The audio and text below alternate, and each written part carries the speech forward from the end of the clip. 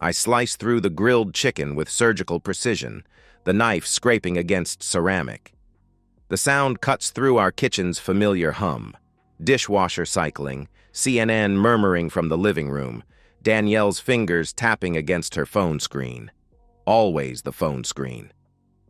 Emma's got that chemistry test tomorrow, I say, spearing a piece of broccoli. Said she might need help with the periodic table? Mm-hmm. Danielle's eyes stay glued to her device, thumb scrolling with practiced efficiency. The blue light paints her face in stark angles, hollowing out features I've memorized over 14 years of marriage. And Jake's got that soccer tournament this weekend, the one in Marietta. Right. Another scroll, another tap. I set my fork down. The metallic clink echoes louder than it should in our suburban Atlanta kitchen, with its granite countertops and stainless steel appliances, the picture-perfect backdrop for a marriage that looks solid from the outside. 2 kids, both honor roll, a house in Buckhead with a 3-car garage. My job as operations manager pays the bills and then some. Danielle climbs the corporate ladder at Henderson & Associates, pulling in her own 6 figures. From the outside, we're winning. But winners don't eat dinner in silence while their spouse texts someone at 7:30 p.m. Who's that? The question slips out before I can stop it. She glances up, eyebrows raised like I've asked something ridiculous. Work stuff. At dinner? David, you know how it is. Rick's got this new client proposal, and we're trying to nail down the presentation for Monday. Her tone carries that particular blend of irritation and condescension I've grown accustomed to, like I'm interrupting something important with my presence. Rick Dawson, her boss, divorced last year, drives a BMW and wears expensive suits that probably cost more than my monthly salary. I nod and return to my chicken, but something's crystallizing in my chest. Not jealousy, something colder, more observant. The phone buzzes again. She smiles at the screen. When's the last time she smiled at me like that? I'm working late again tomorrow, she says, still typing. That Henderson account is consuming everything. 3rd time this week. It's a big deal, David. This could mean a promotion. The Henderson account. Right. I remember when she used to tell me about her work in detail, seeking my opinion, valuing my input. Now I get corporate speak and dismissals. Her phone buzzes. Another smile.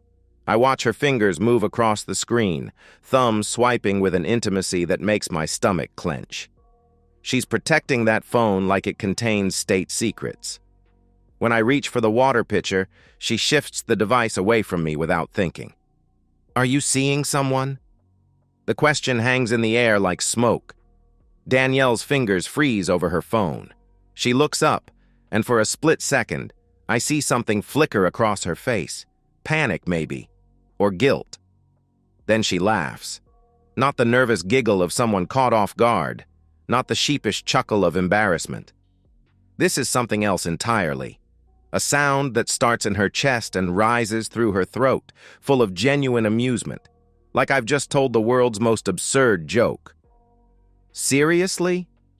She sets her phone face down on the table, finally, and leans back in her chair. David, come on. Are you seeing someone? Really? The laugh continues, shaking her shoulders. She's looking at me like I'm a child who just asked if Santa Claus is real. That sound breaks something in me. Not my heart. Something deeper. More structural. The foundation I've been standing on for 14 years cracks, and through the fissure, clarity floods in. She's not just cheating. She's mocking me for suspecting it. I don't respond. Don't defend myself. Don't ask follow-up questions. I just cut another piece of chicken and chew methodically while she wipes tears from her eyes. God, you're paranoid, she says, still chuckling. Maybe you should talk to someone about that. I swallow, set down my fork, stand up. I'm going to help Emma with chemistry. She's already reaching for her phone again. Tell her I said good luck. I climb the stairs to Emma's room, leaving my wife to her text messages and her amusement. But something fundamental has shifted. The husband who walked into that kitchen is gone. The man walking out has different priorities. I spend an hour with Emma, reviewing electron configurations and chemical bonds. She's sharp, gets the concepts quickly, takes after her mother in that regard, brilliant and focused when she wants to be. While we work through practice problems, my mind runs calculations of its own. After Emma goes to bed, I sit in my home office with a legal pad and our laptop. Danielle's in the living room, still on her phone, laughing occasionally at whatever Rick or whoever is sending her. I start with the phone records. Our Verizon account shows everything: numbers called, texts sent, data usage patterns. It takes me 40 minutes to download and parse 3 months of activity. There it is, a number labeled Kim Yoga in Danielle's contacts. Except Kim from Yoga moved to Denver 6 months ago. I reverse look up the number through one of those online directories. Rick Dawson. Clever. If I'd ever glanced at her phone, I would have seen her yoga friend's name and thought nothing of it. But the call logs tell a different story. 47 calls in the past month. Text messages sent at 11 p.m., 6 a.m. during lunch breaks, after I've gone to bed. I pull up our shared Google account. Location history shows Danielle's movements over the past 3 months, mapped in precise detail. According to her stories, she's been working late at the office, grabbing dinner with colleagues, attending client meetings across town. According to Google, she's been spending her Tuesday evenings at the Omni Hotel downtown. Her Saturday afternoon yoga sessions place her at Rick's apartment complex in Midtown. The supposed Henderson client dinners? Expensive restaurants where she and Rick apparently enjoy intimate conversations. I open our joint credit card statements. There's the hotel charges, the restaurant bills for 2, a charge at Victoria's Secret on a Tuesday afternoon, the same day she told me she was stuck in budget meetings until 8 p.m. By midnight, I have a complete picture: the timeline, the locations, the lies, laid out in spreadsheets and highlighted in yellow. I should feel devastated, betrayed, angry. Instead, I feel focused. Danielle's laugh echoes in my memory, but it no longer stings. It clarifies. She thinks I'm too stupid to figure this out, too weak to do anything about it even if I did. She's about to learn the difference between weakness and patience. I close the laptop and walk upstairs. Danielle's already in bed, phone plugged in on her nightstand, face buried in a pillow. She doesn't stir when I slip under the covers beside her.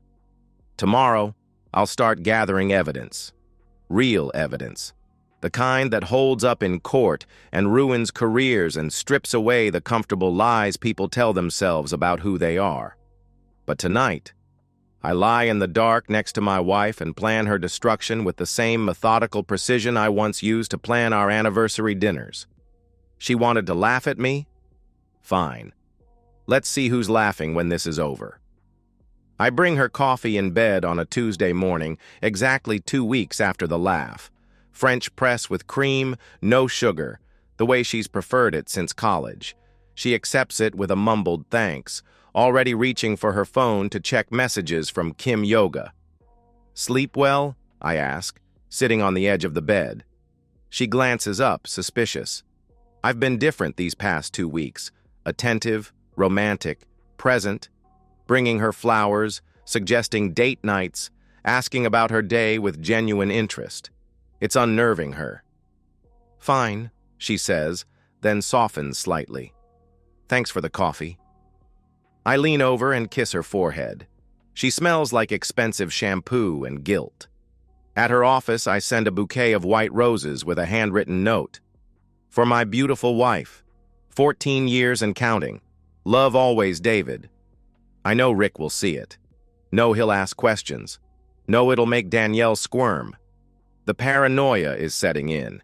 She started asking weird questions, whether I've been checking her phone, if I've talked to anyone from her work, why I'm suddenly being so romantic.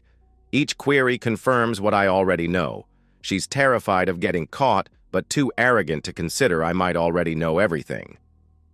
On Thursday, I suggest we go out for dinner. Just the 2 of us. She agrees, probably thinking it's another gesture of renewed romance.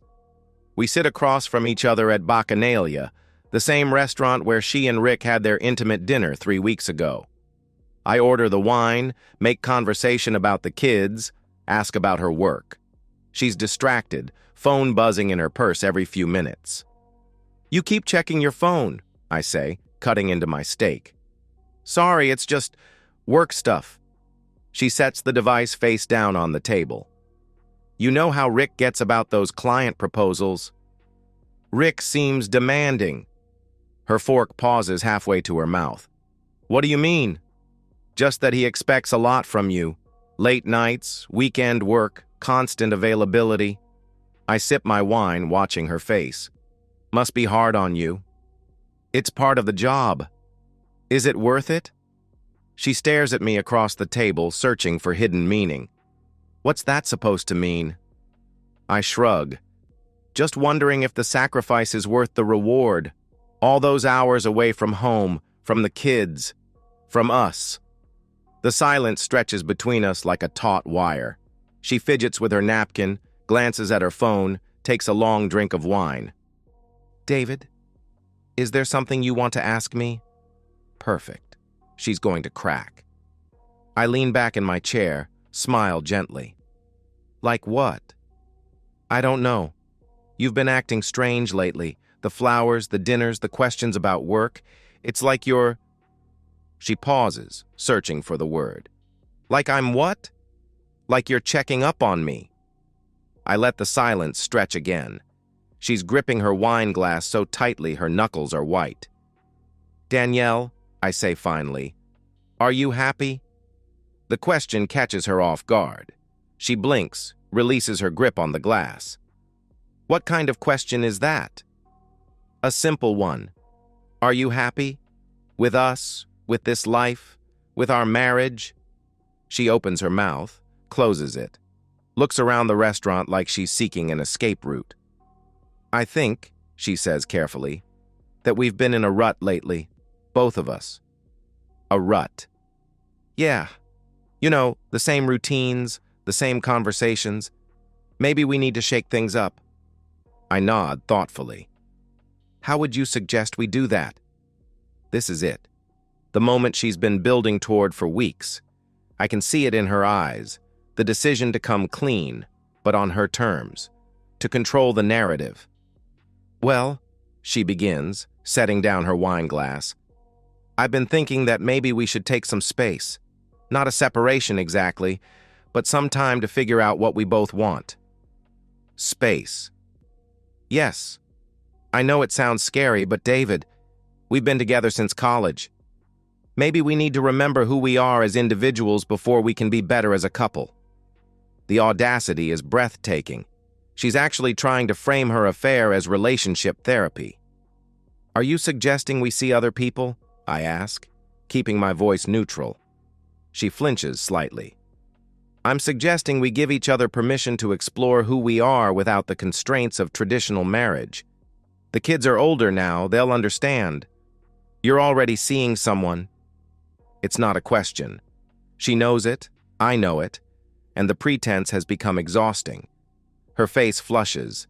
She looks down at her plate, then back up at me with something that might be relief. "Yes," she says quietly. I nod. Take another sip of wine. "Rick." Another flinch. "How did you... Does it matter?" She straightens in her chair, and I watch her transform. The guilty, nervous woman disappears, replaced by someone defensive and righteous. "You want to know how it happened?" she asks, her voice gaining strength. "We were working late on the Morrison account. He actually listened to my ideas instead of dismissing them. He saw me as more than just a wife and mother." "I see. Do you?" "Because I don't think you do, David. When's the last time you really looked at me? When's the last time we had a conversation that wasn't about the kids or the house or your job? The gaslighting is so textbook, it's almost admirable. She's cheating, but somehow I'm the villain. So this is my fault," I say. "It's nobody's fault. It just happened.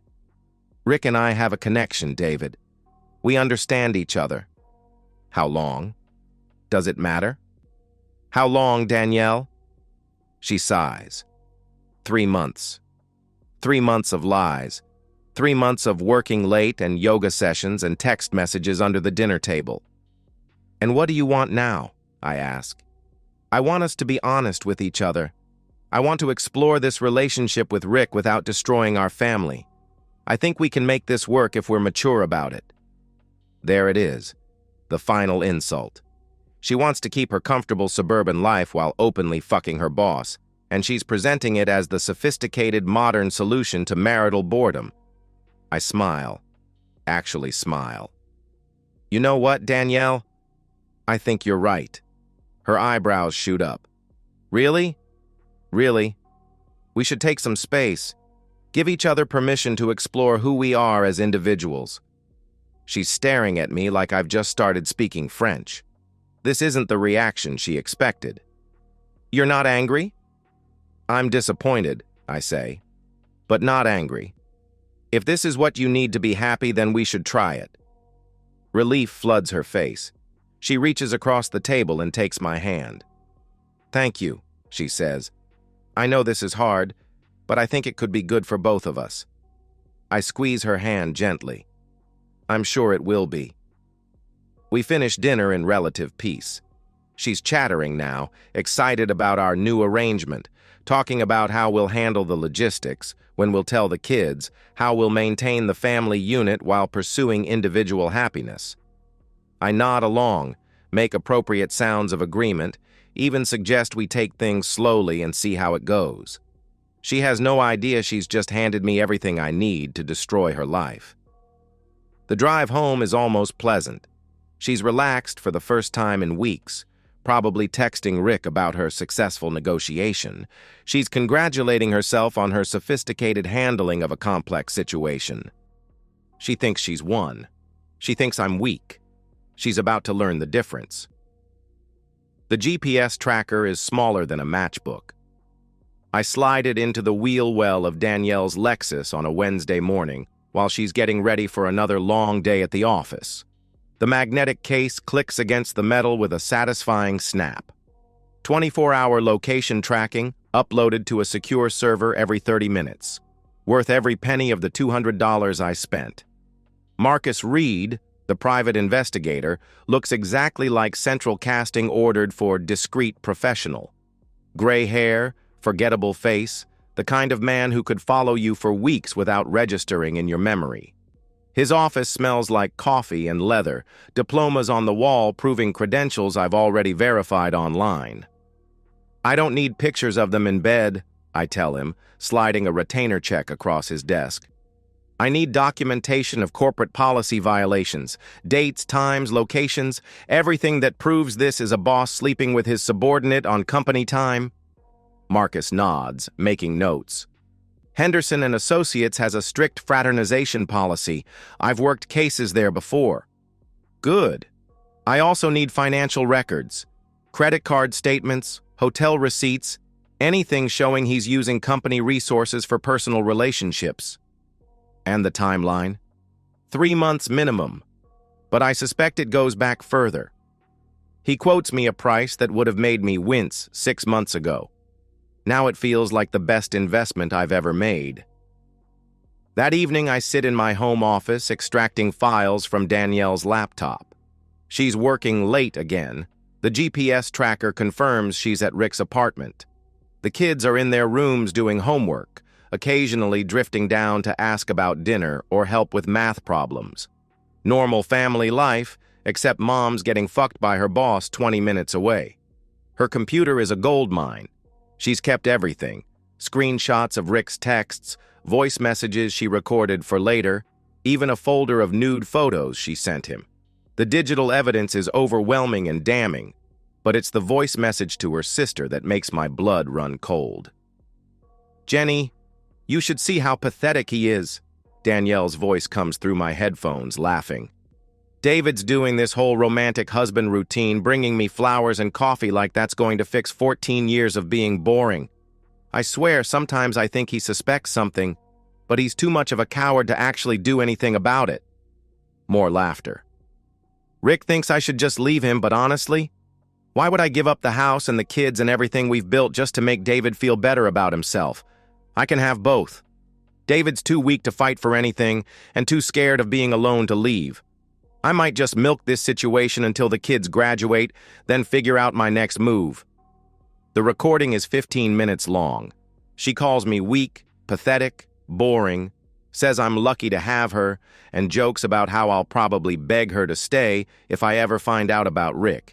She's wrong about that last part. I copy everything to multiple drives, upload backups to secure cloud storage, create detailed spreadsheets cataloging dates and locations. By the time she gets home at 11 p.m., claiming she grabbed dinner with the team after the Henderson presentation, I have enough evidence to end her career and our marriage. She finds me reading in bed, glasses perched on my nose, looking like the harmless, boring husband she described to her sister. "How was your night?" she asks, kissing my cheek with lips that taste like lies. "Quiet," I say. "Helped Jake with algebra, made Emma some tea for her sore throat. Normal stuff." She nods, already reaching for her phone to check messages. I'm exhausted. That presentation ran so long. I watch her scroll through texts, probably from Rick, probably planning tomorrow's lunch meeting that will actually be a hotel room fuck session.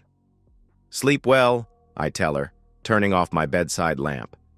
She's already typing a response to someone. The blue light illuminates her face, and for a moment, I remember the woman I married. Brilliant, ambitious, beautiful. The mother of my children. The person I trusted with my life. That woman is gone. What's left is someone who calls me pathetic behind my back while accepting my flowers and coffee and anniversary gifts. The next morning, I make the call to Henderson and Associates' HR department. "I'd like to report a potential violation of your company's fraternization policy," I tell the woman who answers. "I have documentation of a supervisor engaging in a sexual relationship with a subordinate. I'll need you to submit that in writing," she says, "with supporting evidence. I have screenshots, location data, and financial records. When can I bring them in?" Friday afternoon, I sit in a sterile conference room with 2 HR representatives and a company lawyer. I slide the manila folder across the table and watch their faces change as they review the evidence. Text messages between Rick and Danielle arranging hotel meetups during business hours. Credit card receipts showing Rick paying for romantic dinners while claiming business expenses. Location data proving they've been together during supposed client meetings. "This is quite thorough," the lawyer says, flipping through bank statements and phone records. "I believe it represents a clear violation of company policy," I reply, "as well as potential misuse of corporate resources." They exchange glances. Henderson and Associates can't afford a sexual harassment lawsuit or the publicity of a boss fucking his married subordinate on company time. "We'll need to investigate," the HR director says. "This may take several days." "I understand. I assume you'll be discreet during your investigation?" "Of course." I stand to leave, then pause. "Oh, one more thing. I've prepared a second folder for Danielle's husband, just in case he's interested in what his wife has been doing on her business trips." I smile and walk out, leaving them with the evidence and the implications. That weekend, Emma asks me directly, "Dad, are you and Mom getting divorced?" We're sitting in my office, supposedly reviewing her college application essays. But she's too smart, too observant. The tension in the house is palpable. I set down her draft and look at my 17-year-old daughter. She has her mother's intelligence, her grandfather's moral compass. She deserves honesty. "Your mother is having an affair with her boss," I tell her. "So yes, we're probably getting divorced." Emma's face crumples, then hardens. "I knew it. The way she's been acting, always on her phone, never really here even when she's here. I'm sorry you have to deal with this." "Are you okay?" she asks, and the role reversal, my child comforting me, breaks my heart. I will be. We all will be. Jake takes it differently. At 13, he's old enough to understand betrayal, but young enough to still idealize his mother. When I tell him the truth, he gets quiet for a long time. "Is that why she's always texting?" he finally asks. "Yes." "That's really messed up, Dad." "Yes, it is." Their reactions, Emma's protective anger, Jake's quiet disappointment, remind me why precision matters. This isn't just about my wounded pride or Danielle's mockery. It's about showing my children that actions have consequences, that betrayal carries a price, that some lines can't be uncrossed. Monday morning, I call the divorce attorney my brother recommended. Patricia Vance has a reputation for being ruthless, thorough, and very expensive. Her office overlooks downtown Atlanta, all glass and steel and intimidating legal degrees. "I want everything," I tell her, sliding across the same folders I gave to HR. The house, primary custody, her retirement accounts, everything we've built together. Patricia reviews the evidence with professional detachment. This is comprehensive, almost suspiciously so. I'm very thorough.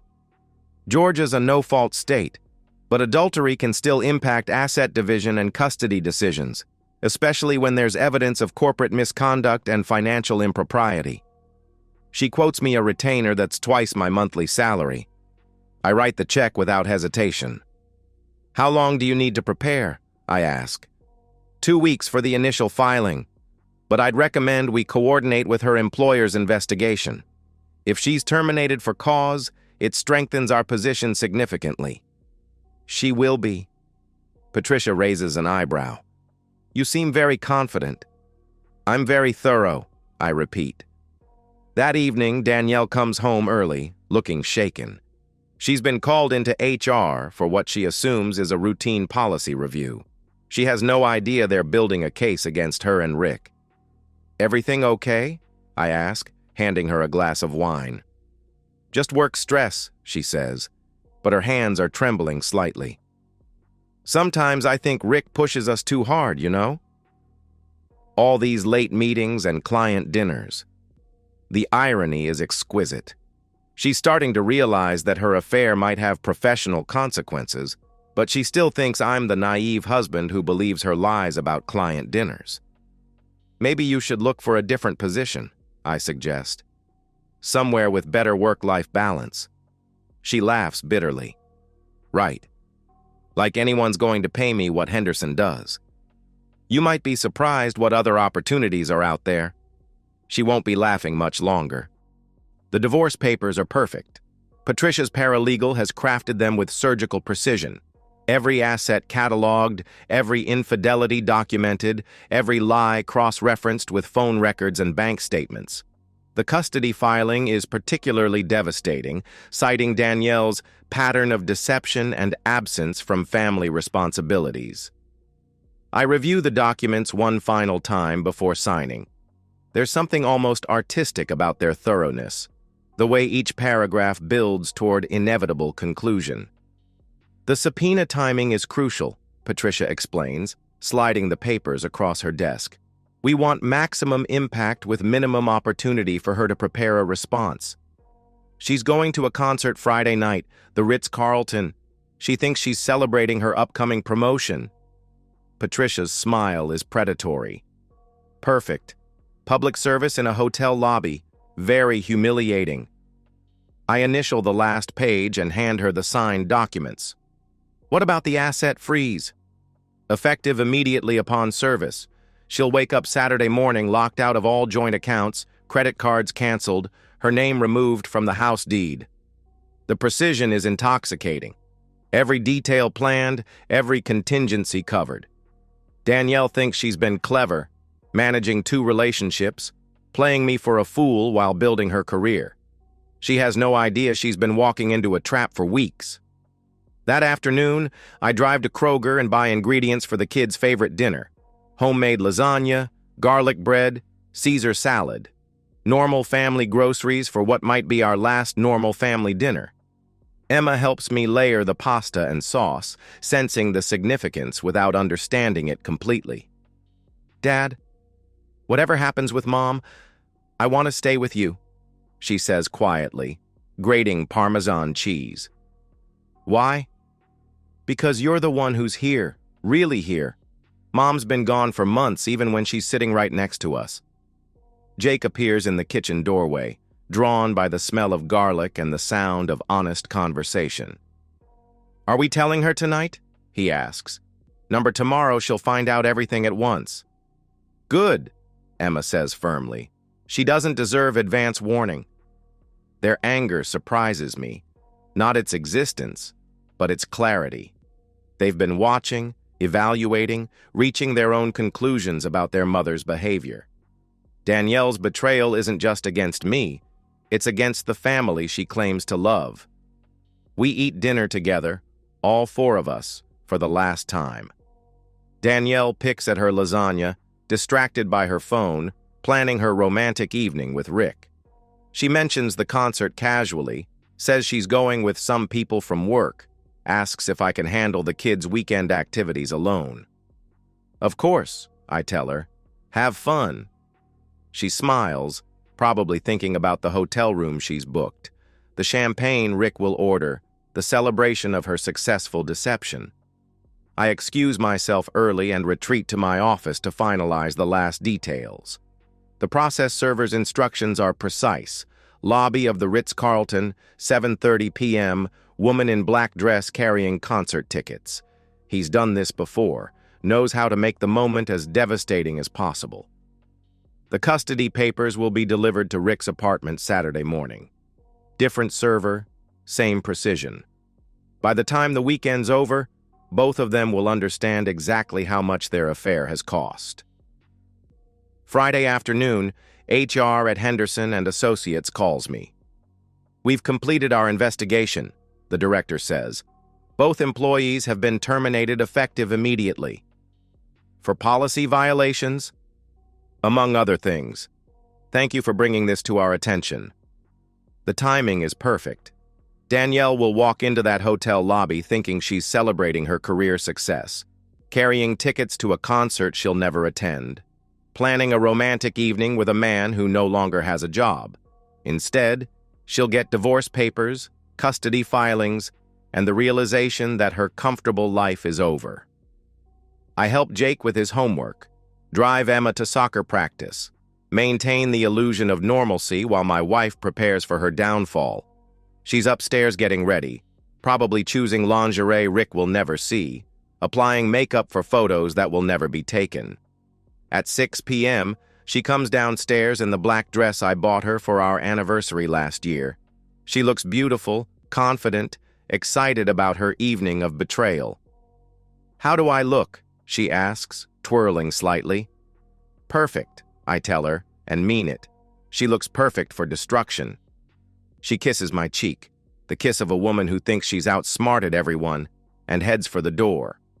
Don't wait up, she calls over her shoulder. I won't need to. By the time she comes home, she'll be homeless, jobless, and facing the dissolution of everything she took for granted. The kids and I watch a movie, make popcorn, enjoy the peaceful evening. Around 8 p.m., my phone buzzes with a text from an unknown number. Package delivered. Target appeared to be in shock, refused to accept initially, then broke down in hotel lobby. Security was called, very dramatic. I delete the message and turn my attention back to the movie. Justice isn't always swift, but when it's thorough, it's beautiful. My phone starts ringing at 11:47 p.m. Danielle's name on the screen, call after call after call. I let it go to voicemail, but the ringing continues. Angry, desperate, increasingly frantic. Finally, I answer. David, what the hell is this? Her voice is raw, probably from crying or screaming or both. These papers, this is insane. You can't do this to me. Actually, I can. And I did. I'm coming home right now. We need to talk. No, I say calmly. You're not coming home. The locks have been changed. Your belongings are in storage. The address is in your paperwork. The silence stretches so long, I think she's hung up. This is crazy, she finally whispers. I know you're hurt, but this is vindictive and cruel and... Danielle? What? You laughed at me. I hang up and turn off my phone. Saturday morning, the kids and I make pancakes. Emma's mixing batter while Jake sets the table, both of them moving with the careful precision of people trying to maintain normalcy during chaos. They know today everything changes. "Is Mom really not coming back?" Jake asks, pouring orange juice into glasses. "Not to live here," I tell him. "She'll want to see you both, but this won't be her home anymore." Emma looks up from the batter bowl. "Good. It stopped feeling like her home months ago anyway." Patricia calls at 10 a.m. with updates. She's hired David Chen. He's competent but not aggressive. He'll probably try to negotiate a settlement rather than fight the evidence. What kind of settlement? Joint custody, 50-50 asset split, alimony, the standard divorce playbook for someone who doesn't understand how badly their client screwed up. And our response? We destroy them in court. The evidence is overwhelming, and Georgia judges don't like adultery combined with corporate misconduct. She's not getting anything close to half. By noon, my phone has 37 voicemails and twice as many text messages. I delete them all without listening. The doorbell rings at 2 p.m. Through the peephole, I see Danielle standing on the porch, still wearing yesterday's black dress, makeup smeared, hair disheveled. She looks like she's been crying for hours. I don't open the door. "David, please," she calls through the wood. "Just talk to me. 5 minutes. I know you're angry, but we can work this out." Emma appears beside me, peering through the side window. She looks awful. That's what betrayal looks like when it comes home to roost. "David!" Danielle's voice rises, taking on a hysterical edge. "I know you're in there. The kids are in there. You can't keep me from seeing my children." I open the door but don't invite her in. She's standing in direct sunlight, and the harsh illumination reveals everything. The exhaustion, the panic, the dawning realization that her world has collapsed. "You want to see the kids?" I ask. "Emma, Jake, come say hello to your mother." They appear in the doorway, both of them looking at Danielle with expressions I've never seen before. Not anger exactly, but disappointment so profound, it's almost physical. "Mom," Emma says quietly, "Dad told us about Rick." Danielle's face crumples. "Sweetheart, it's complicated. Adults sometimes—" "You cheated on Dad," Jake interrupts. "For months, while pretending everything was fine. It's not that simple." "It is that simple," Emma says. "You lied to all of us, every day." Danielle looks between her children and me, searching for an ally, someone who might offer sympathy or support. She finds none. "David, we need to talk. Privately." "No, we don't. Our lawyers can handle everything from here." "This is insane." The hysteria breaks through completely now. "You're destroying our family over a mistake. People make mistakes, David. This doesn't have to end everything." "A mistake?" I step outside, closing the door behind me so the kids don't have to hear this. 3 months of lying, cheating, and mocking me to your sister. That's not a mistake, Danielle. That's a choice, a pattern of choices. She stares at me like I'm a stranger, which I suppose I am. The weak, boring husband she described to Jenny doesn't exist anymore. "You recorded my phone calls?" "I documented everything. Your affair, your lies, your plans to milk the situation until the kids graduated. Did you really think I was too stupid to figure it out? Too weak to do anything about it?" Her face goes white. She remembers that conversation with Jenny, remembers calling me pathetic and weak, remembers laughing about how I'd probably beg her to stay. "David, I never meant—" "Yes, you did. You meant every word, and now you get to live with the consequences. But Rick, they fired him too. His career is ruined." "Good." The finality in my voice seems to hit her like a physical blow. She staggers backward, gripping the porch railing for support. "This isn't you," she whispers. "The David I married wouldn't do this. The David you married died the night you laughed at him for asking if you were cheating. What's standing here is what you created. I turn to go back inside, then pause. Oh, and Danielle? The concert tickets were my idea. I wanted you to have something to remember last night by... I closed the door and engaged the deadbolt, leaving her alone on the porch with the wreckage of her choices. Monday morning brings more updates from Patricia. She's asking for mediation. Her lawyer thinks they can negotiate something reasonable. What did you tell them? That reasonable flew out the window when she committed adultery and corporate fraud. We're going to trial.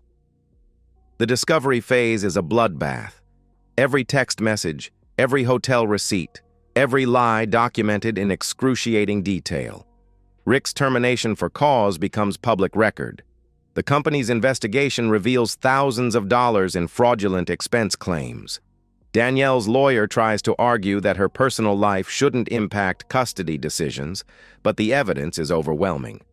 A mother who lies to her children for months while pursuing an affair isn't exactly Parent of the Year material. The court date is set for 6 weeks out. In the meantime, she's staying in a studio apartment across town, working as a freelance consultant for a fraction of her Henderson salary.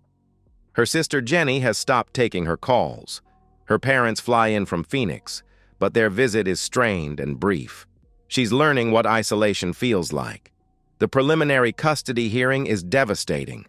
The judge reviews the evidence, not just the affair, but the pattern of deception, the late nights, the missed family events while she pursued her relationship with Rick.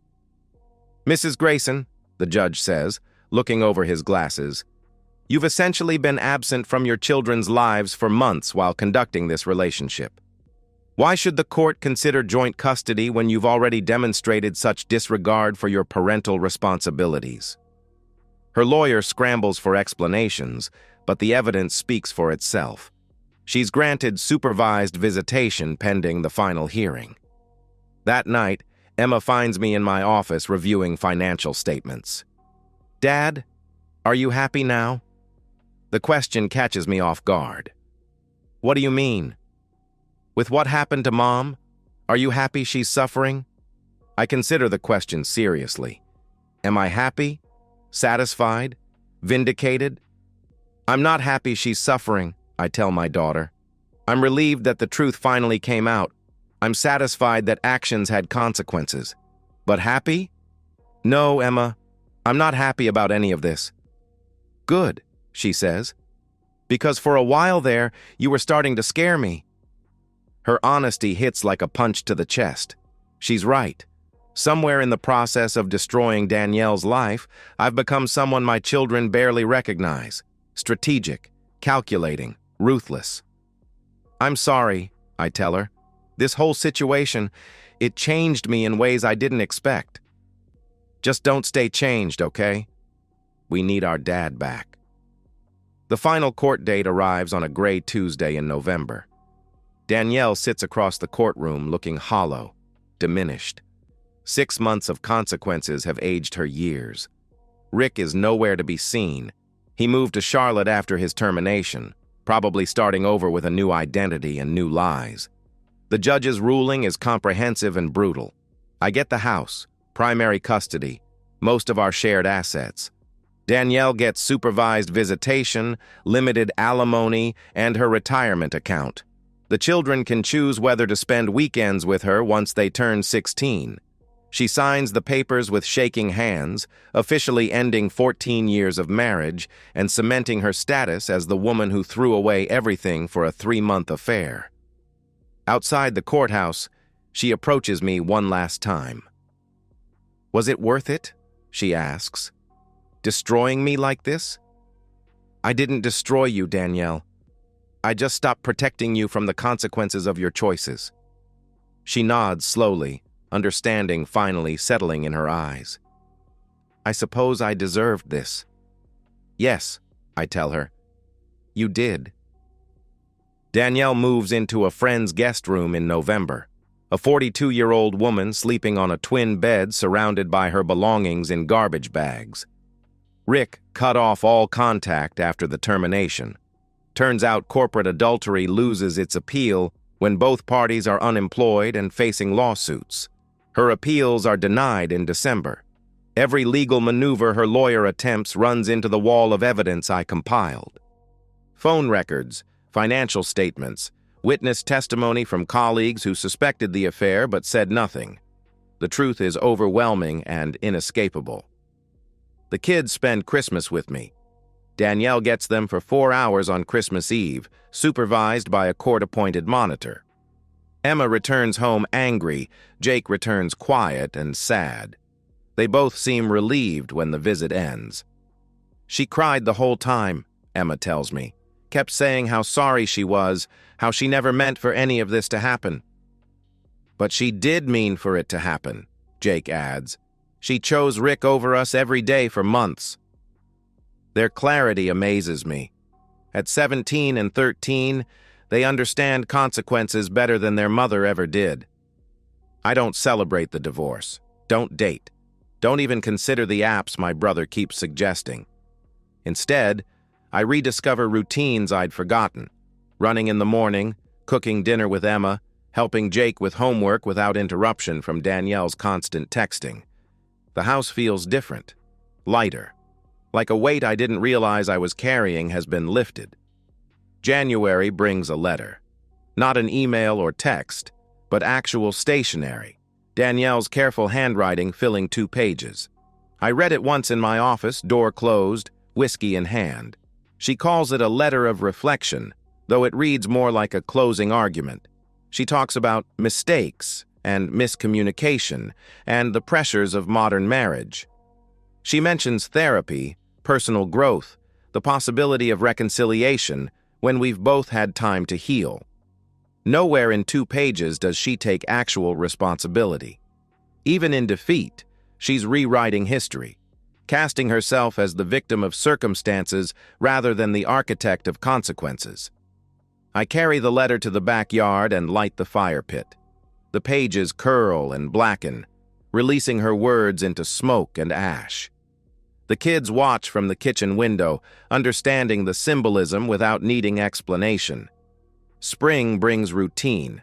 Soccer games for Jake, college visits with Emma, work projects that actually engage me for the first time in years.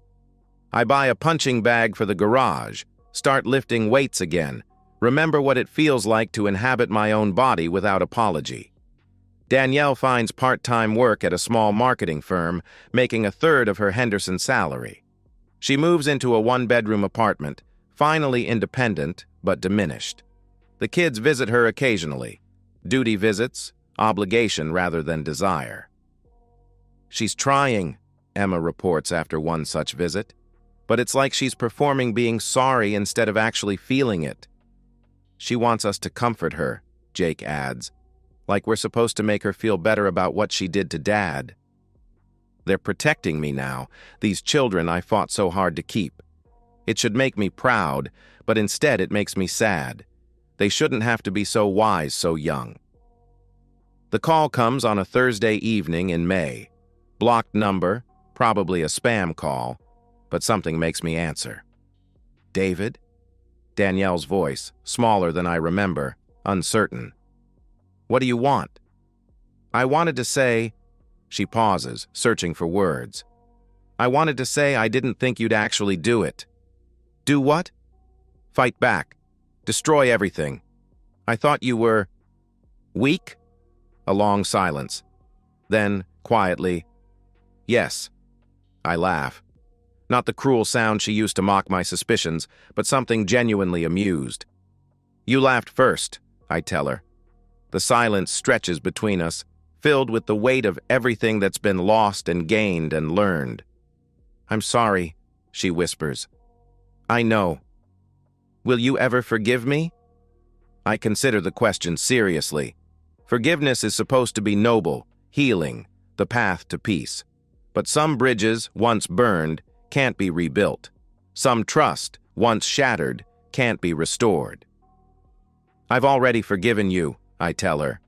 But that doesn't mean I trust you, or want you in my life, or believe you've actually changed. The kids will make their own decisions about you when they're older. That's not my choice to make. Another pause. Then, "Are you happy?" The question surprises me. Am I happy? Different, certainly. Stronger, probably. At peace in ways I didn't expect. Yes, I realize. I think I am. Good, she says, and she sounds like she means it. I'm glad one of us is. Goodbye, Danielle. Goodbye. I hang up and delete her number from my phone. Not out of anger or spite, but because that chapter is finished.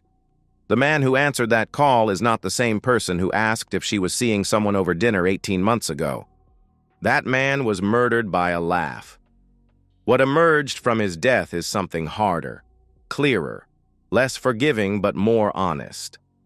I walk into the kitchen where Emma is making tea and Jake is reading at the counter. My children, my responsibility, my purpose. They look up as I enter, checking my expression for signs of distress or anger. They find neither. "Everything okay, Dad?" Emma asks. "Everything's perfect," I tell her, and for the first time in years, I mean it. Outside, the sun sets over our suburb, painting the sky in shades of gold and red. Inside, my family, what's left of it, what matters, settles into another peaceful evening. The silence is no longer empty. It's full of possibility. And that's the end of today's story. If you enjoyed it, please give this video a thumbs up and drop a comment below. Your support helps the algorithm push my content further. If you're new to the channel, don't forget to hit that subscribe button. It really helps me keep creating more stories for you. Thanks for watching, and I'll see you in the next one.